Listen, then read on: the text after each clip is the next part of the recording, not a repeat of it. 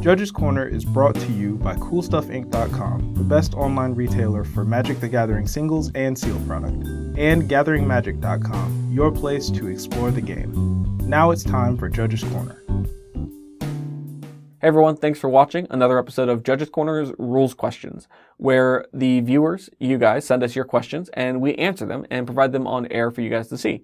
If you have any questions you want to send to us, you can always send them at judgescorner@gatheringmagic.com. So let's begin and show us your first question. Jason asked, at a competitive event like a Grand Prix, can I have and reference a list of cards I should sideboard in and out against specific matchups? Yes, but there are some stipulations. First, the notes can't be excessive. A page or two is fine, but a notebook filled with outside notes is too much. Try to keep it to a single page if possible. Second, the notes cannot be referenced while you're actually in the middle of playing a game. You can reference them in between games in the match, like when going into Game 2 after losing or winning Game 1, but not in the middle of playing against someone. In our next question, Lei asked, what happens when I clone a Soul Flare that has Flying, Double Strike, and Trample? You'll end up with a Soul Flare exactly as printed, with no additional abilities gained through effects. So basically, you'll get a vanilla 4/4, and not the Soul Flare with Flying, Double Strike, and Trample. You can learn more about clones by checking out our episode on the topic. In our next question, Raphael asked, if I control a Drogskol Reaver and a Horizon Chimera, and I draw a card or gain life, do I draw my entire deck? Unfortunately, yes. And I say unfortunately because unless you control a Platinum Angel, you'll lose the game when you try to draw from an empty library. Both the card's abilities are non-optional, so you can't stop the abilities from triggering.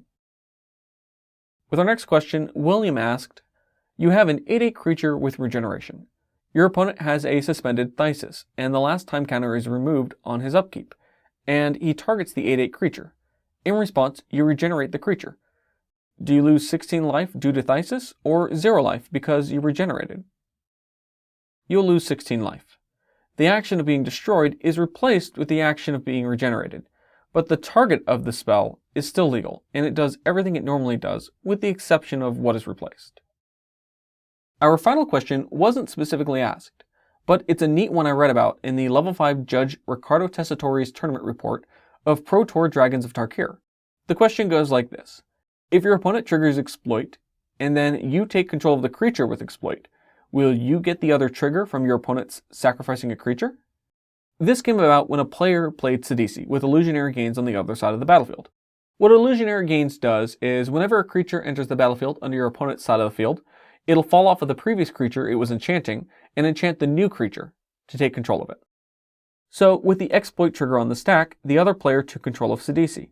At that point, if the original controller of Sidisi decided to fulfill Exploit and sacrifice something, the new controller of Sidisi would get the trigger, and thus get the tutor for a card from their library. However, keep in mind that the sacrifice from Exploit is decided upon the resolution of the trigger. So you could always elect not to sacrifice anything if your opponent somehow stole your creature with Exploit. A link to Riccardo's article, in its entirety, will be provided in our description box below. So that's it for our episode. If you have any questions about this episode or any other questions in general, you can always send us an email at judgescorner@gatheringmagic.com. And myself or someone else will be happy to get back to you as soon as possible. And if you like this video, we'd like it if you liked it. It really helps us out a lot. Until next time, make sure to shuffle thoroughly, play at a reasonable pace, and keep sending us those questions.